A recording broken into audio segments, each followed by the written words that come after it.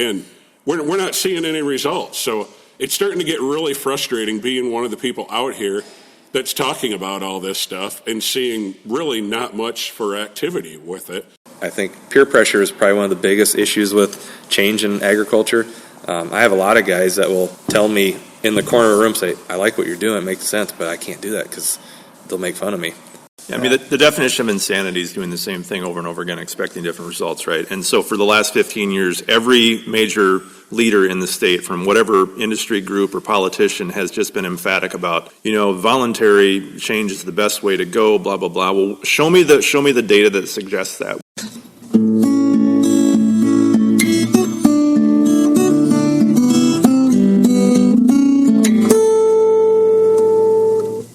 Welcome to the 395th installment of Ear to the Ground, the Land Stewardship Project's podcast on family farming, regenerative agriculture, community food systems, and local democracy. I'm Brian DeVore, editor of the Land Stewardship Letter. Over the years, this podcast has tended to focus on the positive role a more regenerative farm and food system can play in cleaning up our water, building soil health, producing healthy food, and supporting rural economies. Fortunately, through the work LSP is doing on soil health, supporting the next generation of farmers, building community-based food systems, and advancing policy that supports the public good, I've had the opportunity to interview literally hundreds of farmers and others who are proving such a sustainable form of agriculture is possible. But, to be honest, the people who have shared their stories with me still represent an extremely small proportion of agriculture. For example, despite advances in innovative farming systems, countless field days and workshops, and a ton of money directed at paying farmers to establish soil-friendly practices, the USDA estimates only around 5% of U.S. ag acres are regularly cover-cropped, and less than 40% of corn acres are managed using no-till systems. In Minnesota, only 5% of total crop acres are no-tilled, and cover crops are planted on less than 3% of ag lands in any given year, according to one University of Minnesota estimate. As I drive across farm country in the upper Midwest, I'm struck at how much black, exposed soil I'm seeing between November and May. So, despite significant progress in the areas of conservation since the 1930s era Dust Bowl, erosion rates are still at unsustainable levels. A University of Massachusetts study concluded that 1/3 of the Corn Belt has lost the entire A horizon due to tillage erosion. The A horizon is the organic matter-enriched topsoil layer. The decimation of that topsoil is causing an average 6% crop yield reduction and an estimated annual economic loss of $2.8 billion. And soil isn't the only thing leaving the land at unsustainable rates. Consider nitrogen fertilizer, for example. When it escapes farm fields and evolves into nitrate, this mainstay of corn production becomes a major contaminant of drinking water in the Midwest. One testing program found that 10% of private wells sampled in parts of Minnesota had nitrate levels above the Environmental Protection Agency's safe drinking water limit. According to the Minnesota Pollution Control Agency, 70% of nitrate pollution in Minnesota comes from commercial fertilizer escaping cropland. Given cover cropping's proven effectiveness at keeping nitrates out of water, one can see why we'd like to see more continuous living cover established in farm country. Perhaps the poster child for how nitrate pollution can cause major drinking water problems is Des Moines, Iowa. There, the Central Iowa Water Works has been forced to install an expensive nitrate filtration system as a result of farm runoff. For a time in 2025, the waterworks was forced to ration water because the filtration system couldn't keep up with all the nitrates present as a result of a fertilizer-heavy planting season. Even more troubling, in January of this year, the filtration system was activated. Having to turn on the filtration system during the winter shows levels of nitrates in the agricultural watersheds that supply the waterworks are literally off the charts. Meanwhile, the Iowa Farm Bureau issued a public statement a few months ago claiming that water pollution in the state is getting better, not worse, and that's a sign that a voluntary approach to adopting farm conservation practices is working. Understandably, natural resource scientists, environmentalists, and local government officials are concerned about the negative impact an industrialized approach to farming is having on our water and soil. But I recently had a conversation with 3 farmers who are also pretty upset about the state of the soil and water and are frustrated with the lack of progress we're making. So frustrated, in fact, that they're very willing to speak out. Zach Smith, James Hepp, and Matt Borman all raise corn and soybeans in north central Iowa, just a couple hours drive upstream from Des Moines. James is 35 and Matt and Zach are in their 40s. They all study agriculture in college and have been very active in mainstream ag groups like the Iowa Farm Bureau. Zach worked for a time selling chemicals and seed, so he's seen that side of the business as well. In other words, they check a lot of boxes when it comes to the so-called typical Midwestern crop farmer. But they are also passionately committed to utilizing farming systems that build the kind of soil health that reduces erosion, saves money on chemical inputs, and in general makes their farms more resilient economically and environmentally. They utilize cover crops as well as conservation tillage systems like no-till and strip-till, and have received public recognition for their conservation efforts. In addition, they're big believers in applying just the right amount of nitrogen fertilizer that their crops need to be productive. Some of their methods are pretty sophisticated. For example, there's something called a sap test, which measures the nutrient levels, including minerals, sugars, and proteins, in the plant's vascular tissues. Based on the test results, a farmer can apply fertilizer in a more targeted way via side dressing or other methods, rather than relying on front-loading a bunch of fertilizer before the growing season and hoping at least some of it gets taken up and used by the crop. That's important, given that almost 30% of nitrogen applied as commercial fertilizer or manure is not taken up by the plants.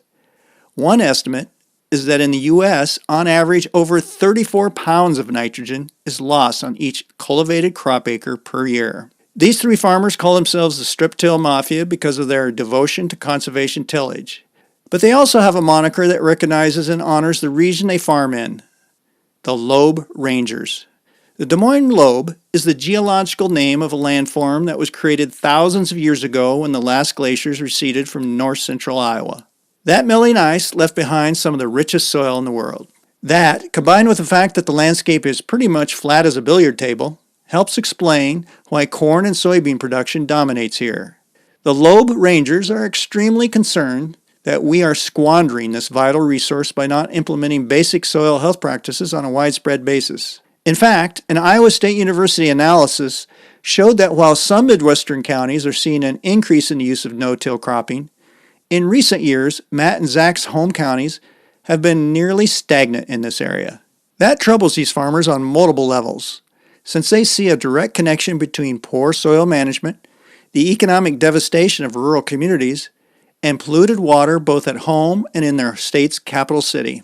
These three farmers are quite willing to vocalize their concerns, which I appreciate. I can vouch for the fact that they are not alone. Over the years, I've spoken privately to plenty of farmers who have a similar level of frustration when it comes to the lack of conservation present on the landscape and how the ag industry, the government, our educational institutions, and mainstream commodity groups are not tackling the problem head on. But for various reasons, few farmers are willing to be public with their concerns. Zach, James, and Matt represent an important voice in the debate about how to make Midwestern agriculture more resilient economically and environmentally. These are farmers who are committed to soil health, but are also very much reliant on producing the two row crops, corn and soybeans, that so many of their neighbors raise. Like other farmers I've interviewed, they're proving that in order to make significant advances in building soil health and reducing water pollution, a few key tweaks here and there can make a big difference. They acknowledge that a cropping system reliant on more diverse rotations will have a major positive impact. And in fact, James and Zach both raise oats. But they also know that the reality of the situation is that, for the foreseeable future, corn and beans dominate the ag landscape in this region. And thus, we need to figure out how to make those crops more sustainable. On a wintry morning in December, I met with the Lobe Rangers in Matt's cavernous machine shed just a few miles from the East Branch of the Des Moines River.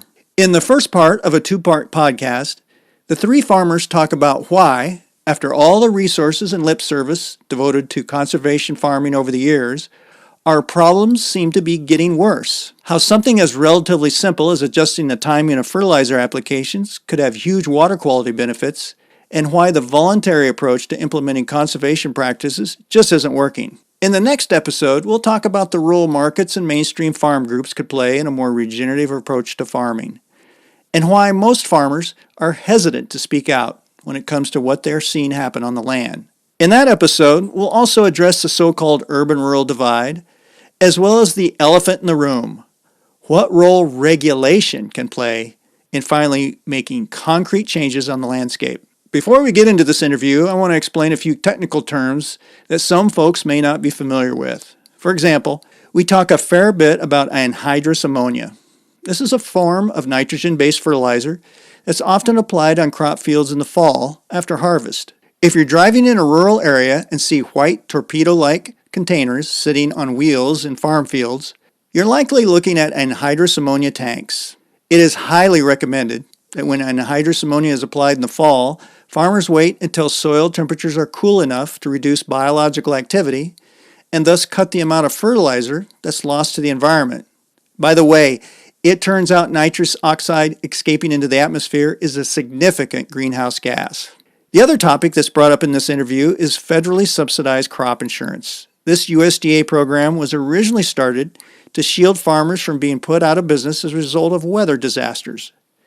It's still an important safety net, but in recent decades, it's evolved into a program that provides outsized benefits to some of the largest cropping operations in the country. Studies show that as it's implemented now, crop insurance actually encourages poor soil management practices and has contributed to consolidation of farms.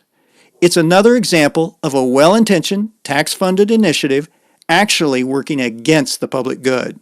Also, one other note. At the start of this interview, Zach Smith speaks first, followed by James Hepp second and Matt Borman third. Okay, after the longest podcast intro in history, sorry about that, folks. Finally, here's the first part of our interview. So, you guys have been very, in your own ways, have been very public about concerns about water quality and its relationship to agriculture. And I think that's some of the incentive for you guys looking into soil health practices, that kind of thing.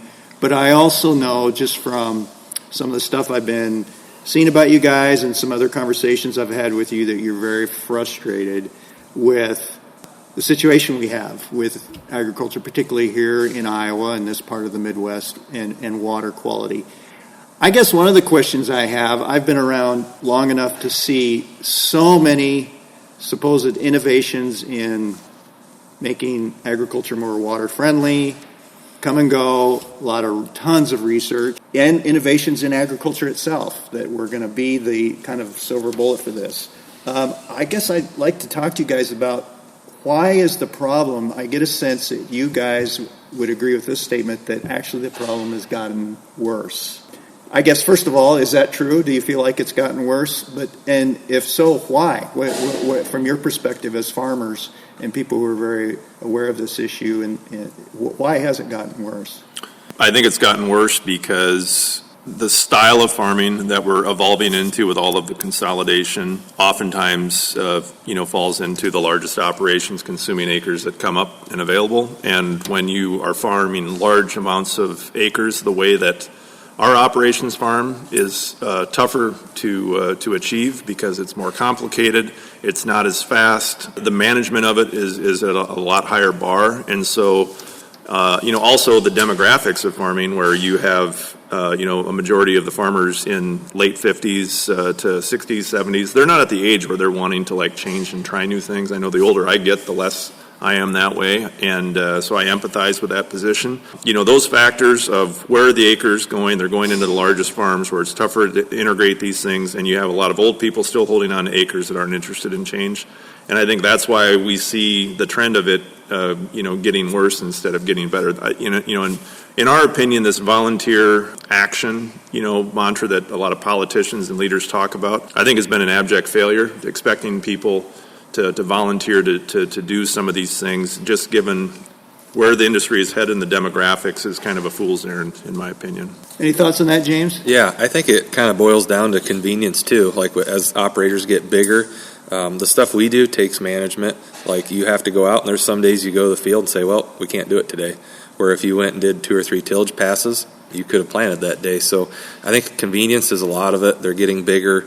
Like Zach said, the older you get, you probably don't want to change. And I I would agree with that too. But like I said, everywhere you look, they just more and more, and it's just easy too. Because when you're doing heavy tillage, it doesn't take a lot of experience. You can almost put anybody in that tillage tool. Where if you're strip tilling or doing stuff like that, you need to get out and check, look at stuff, and so it goes back to the management piece, I think. Yeah. And you just got to keep getting bigger, they think. So. What about you, Matt? There's also a lack of effort to even try anything different. There's innovators in all the communities, but if you have one innovator that's trying cover crops on 80 acres, and that innovator is surrounded by 2,000 acres that have been disc ripped and pulverized, and you get a 5-inch rain in an afternoon, that one 80-acre farm of cover crops is not going to save anything. And I think the frustration for some of us that are doing cover crops, strip till cover crops, that are trying to innovate and do things better on our farm is that we get propped up by some of these ag groups. And so we've done enough newspaper articles, magazine articles, trying to get more people.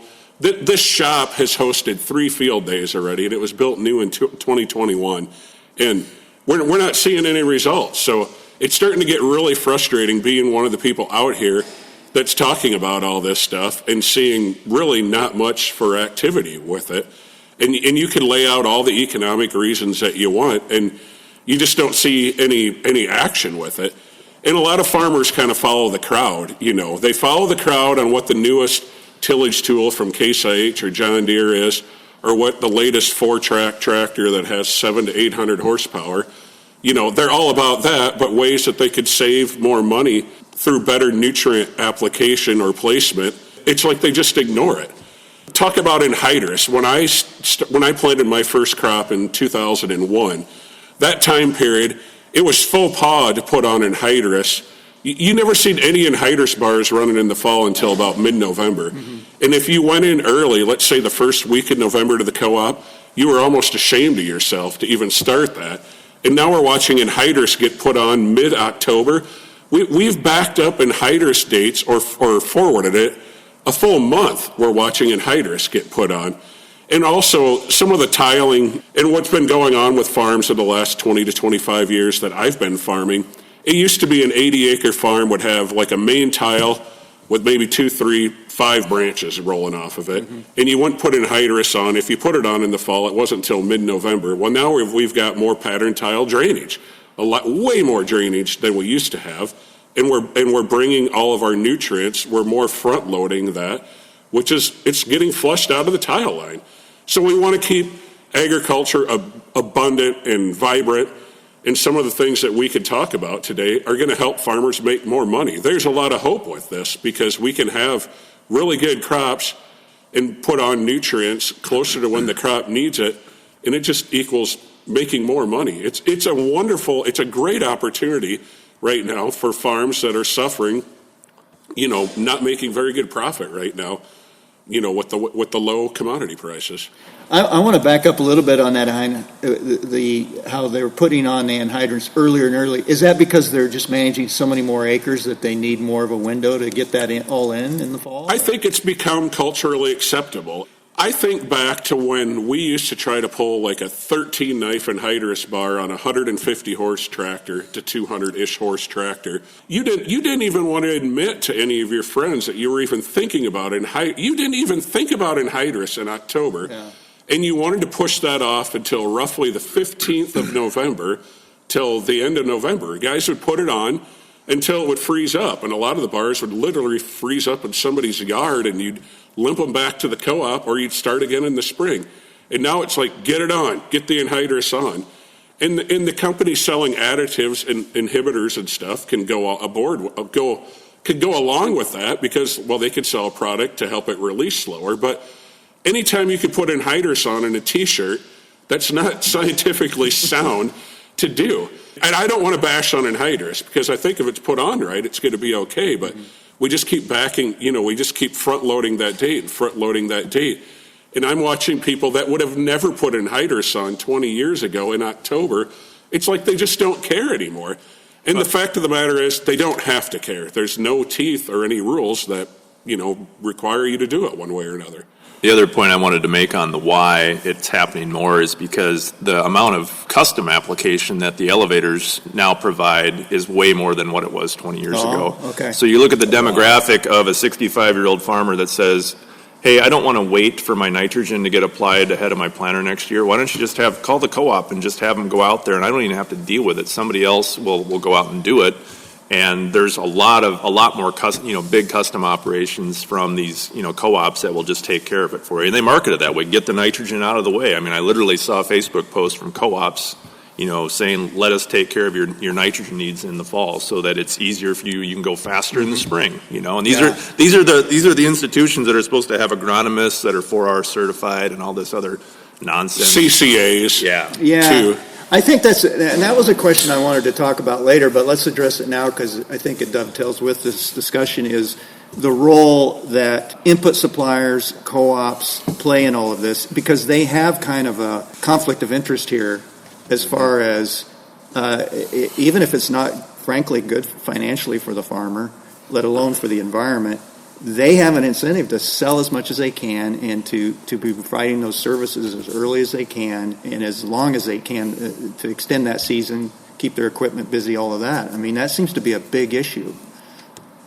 Yeah, I mean, they're a logistics business, right? Yeah. I mean, the industry is not equipped to apply nitrogen correctly because we're equipped now to spread it out over a 9-month period instead of really condensing it in my opinion, when it should be, which is in the spring, to avoid the losses that we get early in the spring. And so if you're an agronomy manager, they've got to balance that and answer to the board, on dealing with that reality. The other piece is if they do take a stand and say, we're going to be responsible and we're not going to let anhydrous out the door until what Matt said, the 15th of November, well, then the farmer will get pissed and go down the road and say, and I've literally had conversations with, agronomy managers of major co-ops here on the Des Moines Lobe that say, we know what the right thing is to do, but competitively, we've got to sell tons, because we answer to the board, and this is a business, and so that's a real issue. I think peer pressure is another thing with earlier and earlier. I mean, it's like in the spring, you see a neighbor go by with the planter, and you're just like running around like a hamster in a wheel, and so if the neighbor Johnny's putting the anhydrous on, oh boy, I should be doing it. So I think peer pressure is probably one of the biggest issues with change in agriculture. I have a lot of guys that will tell me in the corner of the room, say, I like what you're doing, it makes sense, but I can't do that because they'll make fun of me. And these are like 60-year-old guys or stuff like that. So it's kind of like Matt said, all these practices will net you more money. I mean, I had an experienced farmer. He's always giving me a hard time because I'm in the local papers quite a bit and stuff. And he said, quote unquote, I understand the net bushels, but more bushels or net income, but more bushels is more important to me.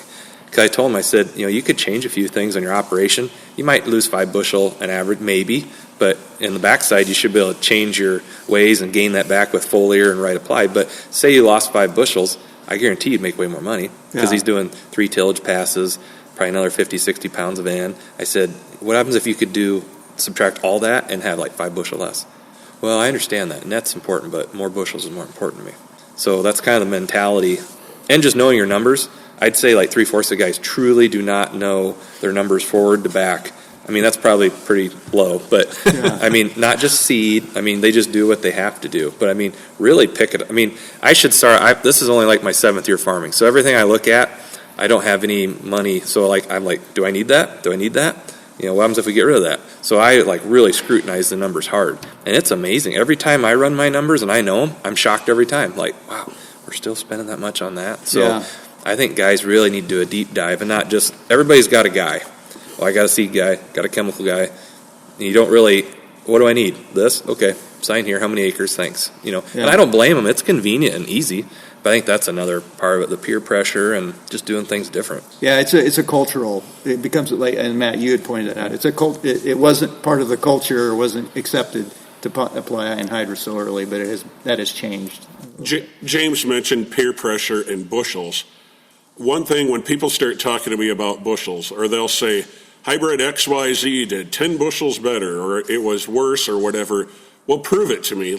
Prove it to me that the practices that I'm doing versus what you're doing are going to cost you more bushels or more money, because you can't, unless you did some sort of replicated side-by-side in a field, like let's say you did replicated fall chisel plowed bean stubble with anhydrous, and you went 60 feet at a time, and then you had somebody pull in with a strip till bar and put on your fertilized, you kept something, you did a true university style trial, and then you can tell me what it's making you more or less on bushels. There's no way you're going to know, and you're not going to know year to year. 2025 growing year, and listening to people as they get out of their combines and talk about their yields, there's no trend line that you can say with really anything. For the most part, they feel like fungicides pretty much paid, but that's about it. You can't really draw really any conclusions to a lot of different things, and this is another perfect year for that. Well, and the other thing I'd say is that when you look at so if we're just going to focus on what people get off on, which is bushels, you look at the National Corn Grower national yield record, it's held by a strip tiller, David Hula out in Virginia. And then you've got guys like Kelly Garrett here in Iowa that are, winning the no-till contest. I mean, what was his numbers like last? He's close. I mean, there's like 10 bushel difference, not to Hula, but to other guys in conventional tillage. I mean, it's actually some years it's the same or better.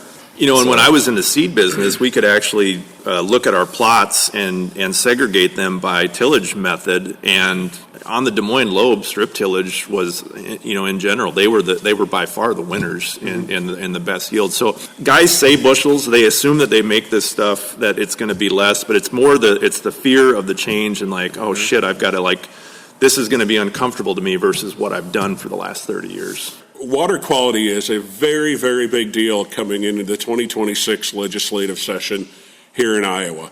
And one of the arguments that I've been making the last several years is, why is it that farmers like James and Zach and I have to prove what we do is the right way or what? I'm not saying that we're even right. So we get interviewed by magazines and these podcasts and whatever it is, and we're supposed to talk about what we're doing, right? Right. So why is it that we have to do that, but the person that puts on the October applied anhydrous or the disc-rip bean stubble that cuts a gully that literally semi-loads of dirt flow out of the field, why aren't they held to a different standard? Why isn't media saying, hey, Bob, what did you do there with that new ripper that you could get 15 loads of dirt to flow off your farm?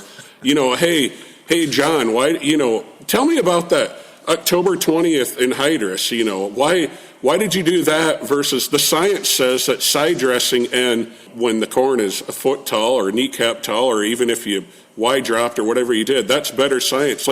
Prove to me the science. And I have been in so many conversations where I've really had to take a couple steps back, Brian, and reassess who I am in all this.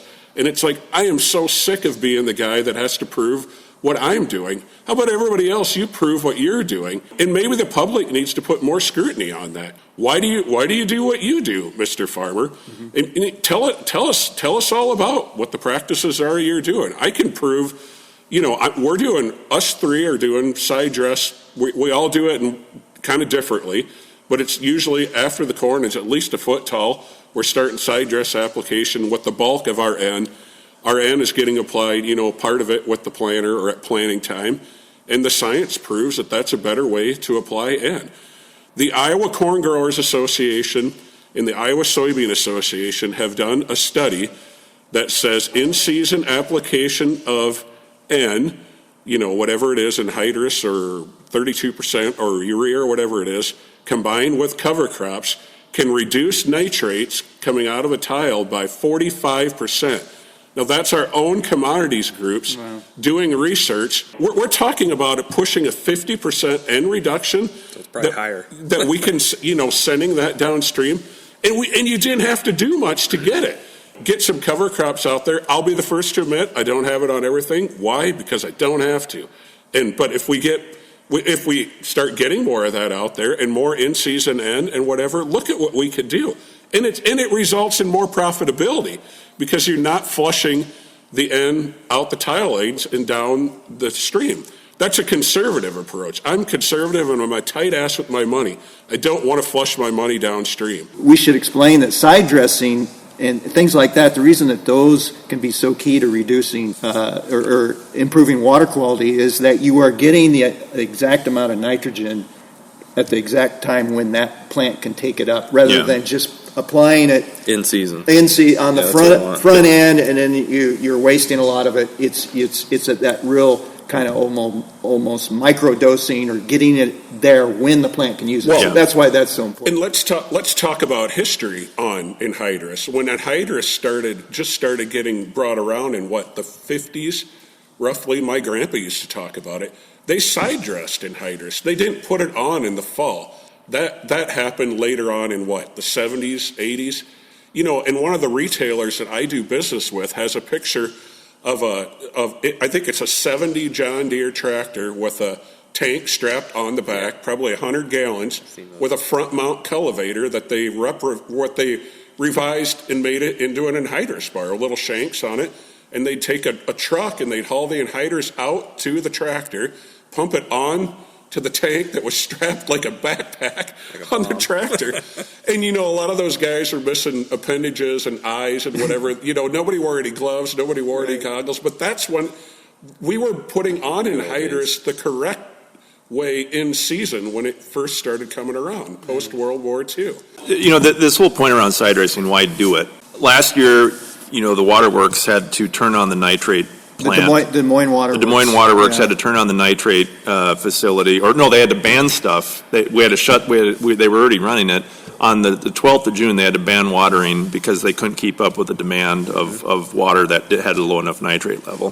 What's insane about that is that's about the time when James and Matt and I start actually putting our nitrogen on. So we had front-loaded so much nitrogen, and the reason we wait till then is because the 10th to 15th of June is about the point where the natural nitrogen that's left in the soil, especially if you're coming off bean stubble, that's about the time where you need to supplement, because a crop to V8 needs about 35 to maybe 50 pounds of nitrogen. Mm-hmm. And a lot of us, we're probably applying some with our planters to kind of spoon feed that, and then we're going out and putting the rest of it on after that. When the exponential, uptake, when a plant is there, has roots, ready to suck it up, that's when we're putting it on, But that's what was so insane what happened last summer is that we had front-loaded so much. Before the crop was even really starting to take it up, we'd already gotten so much into the river before the crop was physically able to take it that, we had to ban the watering of lawns in the metro. I mean, it's asinine. I don't know how anyone in this business, I don't care if you're a farmer, a retailer,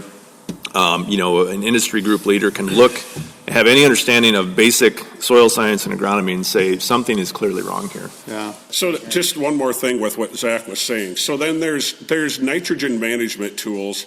What is it? Is it NREC, or what's the newest one that IDALS and Iowa State has? There's several different nitrogen management tools, and a lot of them use weather patterns and moisture levels in the soil with what the area you are in the state of Iowa. Minnesota has several tools like this too. And that can help you decide how much nitrogen to put on, but that is if you're putting it on closer to when the crop needs it. So now think about what Zach just said. They early applied hog manures, a lot of the anhydrous that got put on in the fall of 2024. When the nitrates were high down at the Des Moines level, they were getting flushed out of the tile line. And some of these people were putting on extra N in June time period. A lot of it got flown on with urea with an airplane. Now think about that on a profitability scale, and two, a science scale. Profitability-wise, the science leads you to nothing but those tools can help you, provide you with ideas. They were recommending right around 120 to 150 units of N for my soils, and that was the average. We put on 150-ish on some of these farms, so we had no front loading, all available nitrogen. And then people really need to think about the science. So how do we as an industry, how do farmers defend that? If you know that it's not making you're losing money doing it, and it doesn't point to science, and you get the public on board with this, we are not going to be able to defend that anymore. They're going to call for regulation if all they know is that you could put it on with better timing, and it's going to be less nitrates flowing downstream. So I look at the bad. It's not us three calling for the regulations. It's the bad actors that are calling for the regulations. All you'd have to do is bring a film crew up here in October and November and document all this. I mean, can you imagine the attack ads that could go on on Facebook. I don't understand Twitter that well, but on the evening news everywhere. Yeah. I mean, we're doing it all in broad daylight. The farm community is daring to get regulated, and that's what concerns me.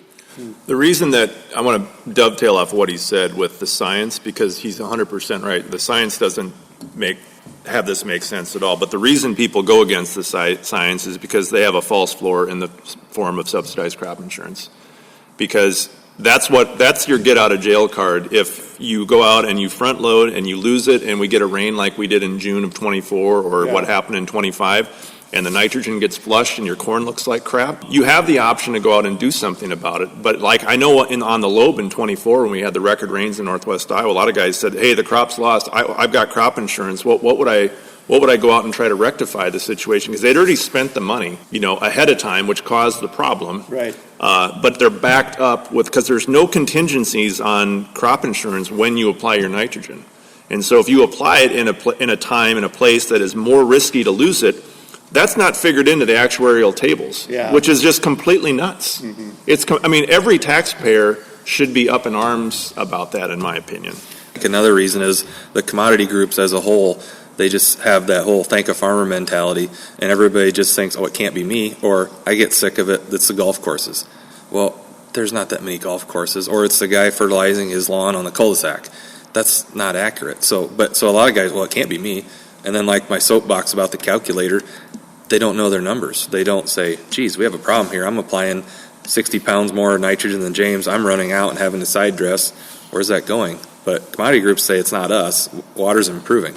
So I think it's kind of it goes back to the change. No one wants to change, but when you have a voice in your head saying, it's not us, it's not me, well, it's not me, I can't change. So I think it's 2 + 2 is 6. Like it's just the problem just grows. I just saw some figures out of the University of Minnesota where they, through their farm business management program that they have through the community colleges in Minnesota, they've looked at the accounts of more than 1,000 cropping operations, and they found that the most profitable farms were the ones that use the least amount of nitrogen. It was like a 30% difference. That's the net. Yep. Yeah. Yep. And so it's the old thing, it's not about the maximum yield, it's about the profitability, the Top return on bushels. investment there. Top bushels cost the most. And the other thing with crop insurance is, they call that a moral hazard, where you create a situation where you are actually getting rewarded for taking risks. And it's a prime example. Crop insurance when it was started, as great intentions. Mm-hmm. It is to protect us from getting decimated by extreme weather, that kind of thing. But it's become it's become a way for people to, on the taxpayer's dime, to take risks that they shouldn't be taking, or to farm in a way, that maybe risk-free. Risk-free. Yeah. And I think that's a key point. Like a lot of people talk about, how do we get more farmers on the landscape? I think intelligent regulations around things like crop insurance would slow that process down of consolidation and eliminating, farm operations from this idea that you got to hope for your neighbor to die so you can consume him, and allow for more young people, especially to be in the business rather than kind of the geriatric controlling class that we have now. So because I think it'd be really hard to farm 10 counties and 25,000 acres if you didn't have crop insurance. Which, not saying big guys are bad, but that would give more opportunity for smaller 1,000-acre guys, and our communities would shine if you had more 1,000, smaller guys. Let's think about, instead of front-loading in the fall, nitrogen, and it's a lot of that I think is due to fear of prices going up or peer pressure because a neighbor is doing it. Let's think about it. Let's say 2026, we have a really, really wet spring. So the argument is, let's get my nitrogen on in case it's wet. That is the absolute worst thing you could do. Because let's say you have an 80-acre farm, or maybe you have a couple hundred acres that it is so dang wet that you're not going to get it planted. Right. Well, why would you want 150 plus units of N even on it? Wouldn't you want to be able to say, oh my God, thank God that I didn't spend all that extra money when I'm going to get hosed, by the rain. If you have your fertilizer on already, that's going to be there next year. That's really not going to go anywhere unless you flush some phosphorus. Yeah. But the N, it's the mentality that we have with N We got to be thinking about that more. And there is so much science. We don't need any more research on this. That's all just Right. common sense. You know, if it's so wet that you can't plant and it's so wet that you can't side dress, your corn crop is screwed already. So then you just as well wait it out till the end of June, and then you start making some decisions. Am I done for on this crop, or, you know, what am I going to do? That's mitigating costs, which results in what? Losing less money and making a profit. Some guys will put more on this fall, I guarantee it. I've heard people say, I'm going to put another 15% down because last year we were running a little short because it was wet in my area. Yeah. So it's like, what? We still, and you're not the only, I've heard that from several different farmers. I've heard it from like implement dealers talking about their customers. You know, we're going to put on 15 to 20% more in October To be safe. with like an inhibitor to be safe. Well, you're spending more money than if you were just to buy 32% and side dress it and be done with it. You're spending more money. It makes no sense. Why were you short? Like I Yeah. ask guys that, and, Yeah. or like they say my wide drops are so expensive. But so back to that side dress. So I have an older Hagee, and it's an 80-foot boom, and I have wide drops on it, which will trickle the nutrients along the row. And I think it costs like less than 10 grand, that attachment to put on. You can put on any sprayer. So it's like I have more, the first year, more than paid for itself. Just because I reduced my nitrogen by like 60 pounds because I'm doing in season whenever I want. And with the Hagee, I could go into tasseled corn if I really wanted to. I don't want to, but you could, and wide drop with it. So it's like 10, in today's world of millions of dollars of equipment, like that 10 grand, that's probably the cheapest, highest ROI piece of equipment I've had on the farm. I mean, just instant.